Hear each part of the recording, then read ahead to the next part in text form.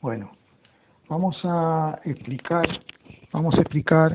de manera lo más concisa posible los diferentes diagramas que podemos conformar cuando tenemos un circuito de corriente alterna. Yo he aquí dibujado un circuito genérico, un circuito RLC, es decir, que tiene una resistencia, una bobina ideal, que no tiene resistencia, y un condensador ideal que no tiene tampoco resistencia. Tenemos un generador de alterna que nos provee una tensión o voltaje variable en el tiempo, que normalmente puede ser sinusoidal o cosinusoidal, y vamos a tener una corriente también variable en el tiempo, que también será o sinusoidal o cosinusoidal. Bueno, los conceptos más importantes que tenemos que destacar, el de impedancia. Dentro de la impedancia nosotros tenemos que englobar a la resistencia, a la reactancia inductiva provista por la bobina y a la reactancia capacitiva provista por el capacitor, mal llamado condensador, porque no condensa nada, ¿vale? Mejor es llamarle capacitor.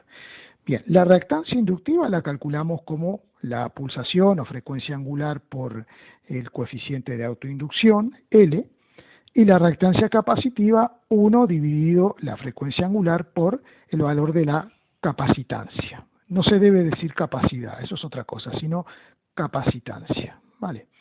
Bien, entonces con estos tres elementos nosotros vamos a conformar la impedancia. Lo que siempre es conveniente dibujarnos es el diagrama de impedancias.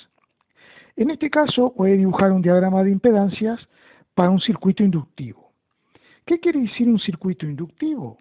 Un circuito inductivo es aquel en el cual la reactancia inductiva es mayor que la reactancia capacitiva.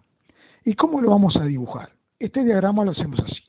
Horizontalmente colocamos la resistencia, un segmento que representaría la resistencia.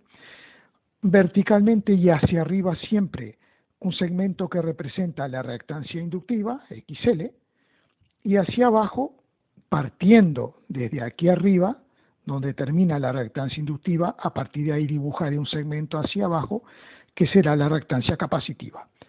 Como el circuito es inductivo, la reactancia inductiva es mayor que la capacitiva. Entonces, al final, ¿qué nos queda de este triángulo?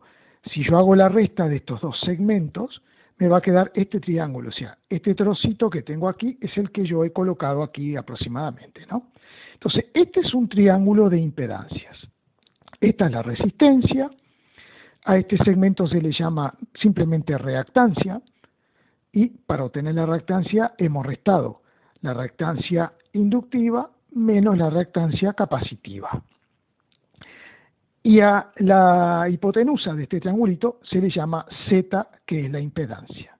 Bueno, claramente nosotros nos damos cuenta que si aplicamos Pitágoras, nos queda que Z es la raíz cuadrada de R al cuadrado más X al cuadrado. Así que por Pitágoras podríamos nosotros obtener la impedancia. ¿Vale?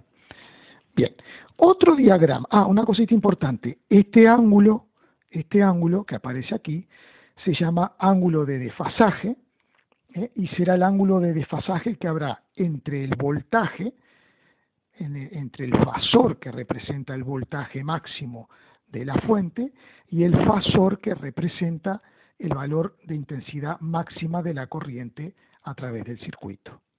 Vale, este ángulo se va a repetir en los diferentes diagramas que vamos a ver. El otro diagrama que vamos a hacer, muy similar a este y proporcional a este, es el diagrama fasorial.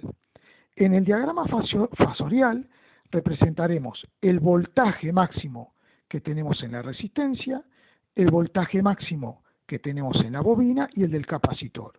Y su construcción es idéntica al diagrama de impedancias. ¿Vale? Solo que como son fasores, que habría que explicar más someramente lo que es un fasor, esto es una explicación muy esquemática, lo representamos como si fueran vectores, ¿no? Los fasores no son vectores, pero son parecidos, por así decirlo. Vamos a tomar como fasor de referencia la intensidad. La intensidad la ponemos horizontal, que siempre estará en fase con el voltaje en la resistencia.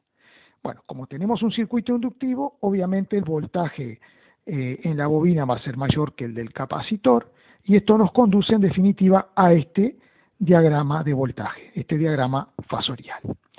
Esto representa el voltaje en la resistencia, el voltaje que tendríamos entre este punto y este, que engloba a la bobina y al condensador, o a la bobina y al capacitor, y este voltaje será el voltaje máximo que entrega el generador, ¿vale? Este es el voltaje máximo que entrega el generador.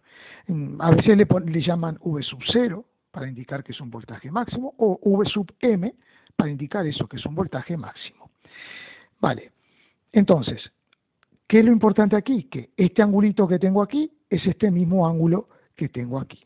Después veremos que al coseno de este ángulo, al coseno, se le llama factor de potencia. Vale, entonces, ¿qué otra cosa podemos hacer? Podemos hacer un triángulo de potencias que también es proporcional, es un triángulo semejante, digamos, al de impedancia y semejante al diagrama fasorial. O sea que nuevamente este ángulo es igual que este e igual que este, es el mismo ángulo. Bien, en este triángulo vamos a distinguir la hipotenusa, que es la llamada potencia aparente, que se calcula como el voltaje eficaz por la intensidad eficaz, ¿vale? O valores RMS. Bien, esto representa la potencia media o potencia activa, la potencia que realmente voy a utilizar en un circuito de alterna, es decir, la potencia útil, que es la que consume la resistencia. Eso puede ser un motor, por ejemplo, de un ventilador, un motor de una heladera, lo que sea. Bueno, esa potencia se va a calcular si utilizamos trigonometría, como es el cateto contiguo, utilizaríamos el coseno. Es decir, será la hipotenusa por el coseno me da el cateto contiguo, ¿vale? Vale. A este coseno que aparece aquí se le denomina factor de potencia y varía entre 0 y 1. ¿Vale? Si no tuviéramos ni bobina ni condensador, estos triángulos no existirían y este ángulo valdría 0. En ese caso, el coseno sería 0 y como coseno de 0 es 1, el factor de potencia sería 1 en ese caso. ¿Vale? Lo mismo, si no tuviéramos resistencia, el circuito sería o inductivo o sería capacitivo y el ángulo φ valdría 90 grados. Y coseno de 90 grados es 0. Por lo tanto, no tendríamos potencia activa consumida. ¿Vale? Tendríamos un circuito que no nos va a servir para nada, porque si no hay potencia consumida, potencia activa, no estamos haciendo funcionar nada, ¿verdad? Solamente tendríamos un condensador y una bobina que están intercambiando con la fuente la energía, ¿vale?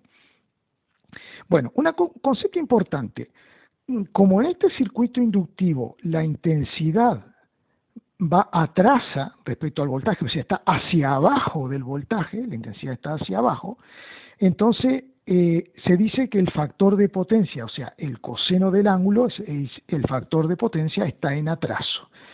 Cuando en la letra de un problema nos digan el factor de potencia está en atraso, me están diciendo que el circuito va a ser inductivo, ¿vale? Porque en el circuito inductivo se da esto que ocurre aquí, que la intensidad atrasa respecto al voltaje, ¿vale? Ahora, ¿qué pasa? La potencia reactiva, como depende del seno del ángulo, porque es el cateto opuesto, ¿vale? El cateto opuesto es la hipotenusa por el seno del ángulo. El seno del ángulo puede ser positivo o negativo. Entonces, si el seno del ángulo es positivo, la potencia reactiva será positiva. Entonces estamos diciendo que el circuito, que el circuito consume potencia. ¿Vale? Cuando tengo un circuito inductivo, el circuito consume potencia reactiva. Bueno, esta es la explicación para un circuito inductivo.